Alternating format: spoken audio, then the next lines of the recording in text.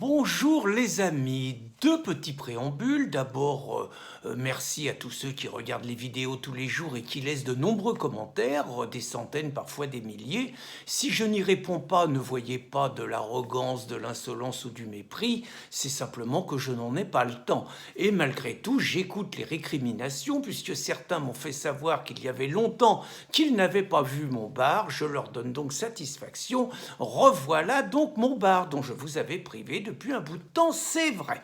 Passons aux choses sérieuses. Je voulais rendre hommage à un grand journaliste, Alexandre Comte, qui officie aux Inrecuptibles, appelés les Inrocks, propriété du banquier de gauche Mathieu Pigasse et journal spécialisé dans un discours bobo-gaucho luttant naturellement contre la haine véhiculée par le Front National et tous ses satellites.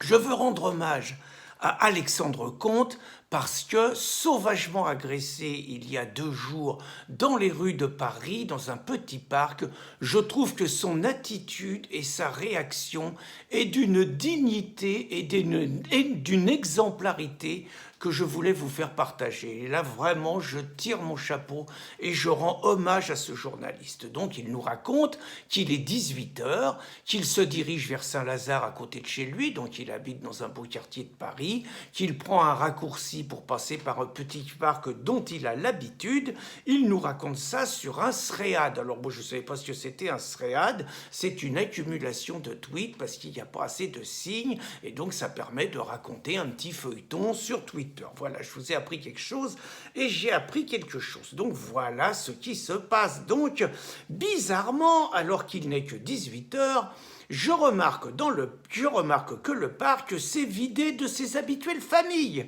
Par contre, je vois une bande de jeunes qui viennent me taper des clopes et me demander si je peux quelque chose.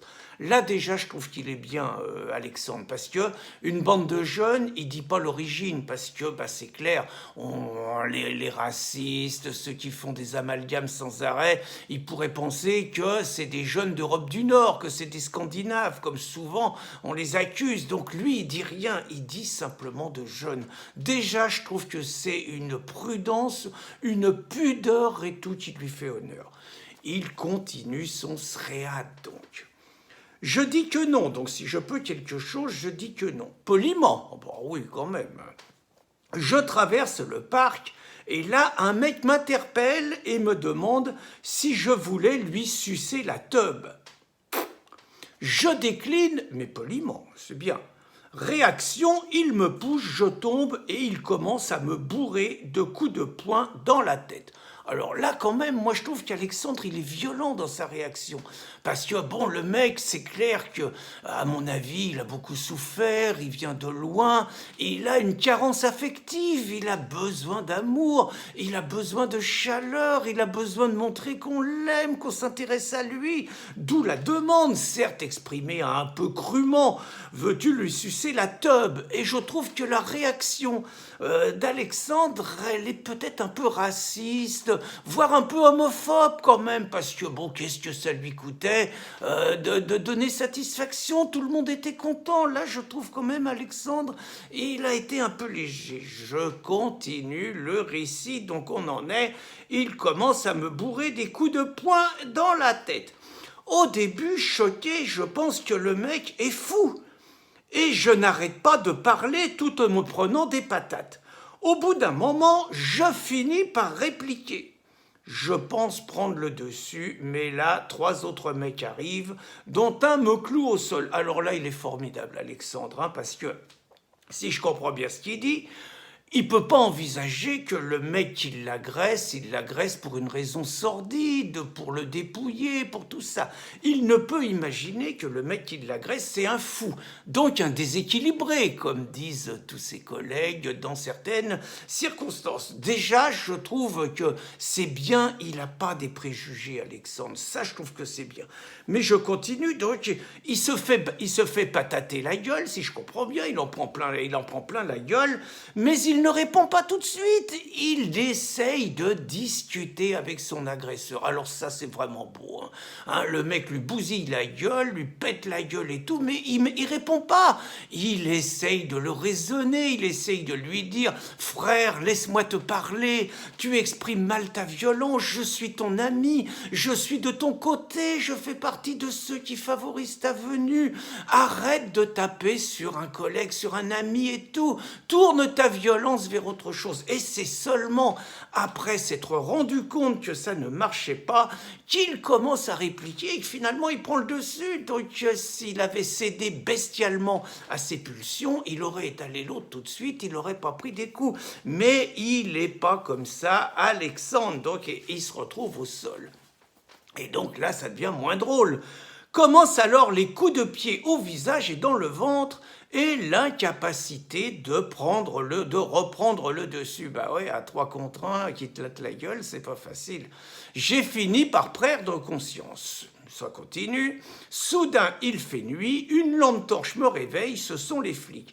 Évidemment, plus de portable, plus de fric, je demande à porter plainte. Alors ça veut dire quand même que si on le suit son SREAD, ça y est arrivé à 18h, il fait nuit à 22h en ce moment, ça veut dire que pendant 4 heures, en plein Paris, à côté de Saint-Lazare, dans un parc, on peut se faire péter la gueule sans que personne ne voit ça. Mais moi, si j'étais journaliste, je trouverais ça très inquiétant. Alors après, on me répond... Et là, il attaque les méchants flics quand même, qui viennent le voir, mais il paraît-il qu'ils seraient mal comportés. T'as la gueule pleine de sang, c'est dégueu. Pour ton portable, il faut le localiser toi-même. Et porter plainte, c'est du temps qu'on perd. Alexandre, là, il n'est pas content. Il pète un plomb, il dit qu'il est journaliste et qu'il va reporter leur absence totale de professionnalisme aux policiers. Donc, pour l'instant, il n'a pas dit qu'il allait témoigner sur ce qui est arrivé, mais il va cibler les policiers en les faisant un petit peu chanter quand même, en disant qu'il est journaliste. Et là, c'est là que ça devient sordide. Un mec costaud, un policier, donc s'approche de moi et me dit... Tu vas te calmer maintenant, parce que les PD de journalistes, je leur ai fait très mal au cul. Oh là là, sordide. Alors là, je suis sûr qu'Alexandre, il va pas laisser passer ça. Mais donc, à la fin, il a quand même eu besoin, Alexandre, rentrant chez lui, de témoigner, de mettre son SREAD. Mais il n'avait pas imaginé ce que ça allait susciter. Et donc, il nous explique, Alexandre, mon récit générant son lot de réactions idiotes et violentes, je préfère l'effacer.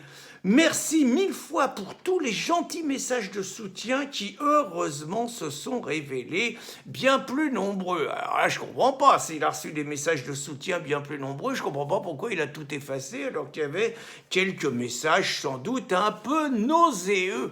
Et c'est là que la situation s'aggrave encore plus. Il y a un horrible personnage, un nommé Matisse, qui dit « J'en ai vu des fiottes dans ma vie, mais toi, supprimer ton SREAD, » il sait ce que ça veut dire, lui. Juste parce qu'il met en évidence tes dissonances cognitives. Oh la vache, il a de la culture, lui. Et là, alors, Alexandre, il le mouche. Ouh là là, il dit « Non, je le supprime parce que des idiots dans ton genre utilisent le mot fiotte me concernant, alors que tu as lu mon récit, je le supprime. » Parce que les insultes, l'assurance crasse, l'agressivité, la vulgarité, les fantasmes, ça m'ennuie. Alors là, moi, Alexandre, si je l'avais à côté de moi, je le prendrais dans mes bras, parce que ce qui est arrivé, c'est quand même ce qui arrive à peu près. On parle de 1000 agressions gratuites par jour. Il suffit de lire aujourd'hui la Réinfosphère pour voir, par exemple, dans l'Union de Reims, quelques lignes. Un père qui témoigne sur l'agression de son fils, gazé, tiré en arrière, basculé, fait tomber, laté au sol, coup de pied dans la tête, coup de pied dans le ventre, dépouillé complètement, sauté dessus, 3, alors on dit pas l'origine des mecs, évidemment, on dit pas non plus que c'est des Scandinaves, le fils a fait ce qu'il voulait pour se protéger, il raconte que de toute façon, il aurait donné la cigarette que les mecs demandaient, il y aurait pété la gueule tout de suite, et puis il y a l'ancien député, LRM, Sandforget, qui raconte qu'il a filmé une agression à Nice de 10 chances pour la France, c'est lui qui les appelle comme ça, massacrant un père qui poussait le landau de son bébé, donc à Nice. Il dit que c'est arrivé, qu'il a filmé. Bah, c'est juste la réalité que décrivait Laurent Oberton, c'est juste une petite réalité que je décrivais dans une de mes récentes vidéos, et je trouve justement que heureusement que les journalistes comme Alexandre sont là, parce que s'ils rendaient public tout ça, c'est clair que la haine contre les nouveaux venus qu'on accuse systématiquement d'être les auteurs de ces agressions montrait encore et que ça ferait progresser les forces d'extrême droite qu'Alexandre et ses collègues combattent avec tant d'acharnement. Donc vraiment, j'applaudis le comportement d'Alexandre et je lui tire mon chapeau bas. Bravo mec, continue comme ça. Bonne journée les amis.